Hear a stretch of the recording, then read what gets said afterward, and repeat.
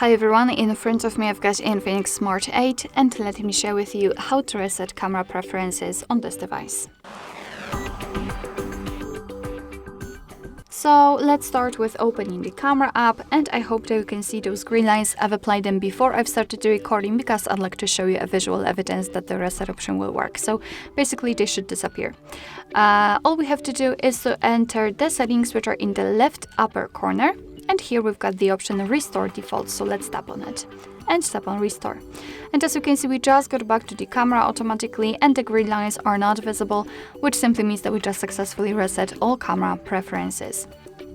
Alright, so that will be all. Thank you so much for watching. I hope that this video was helpful, and if it was, please hit the subscribe button and leave the thumbs up.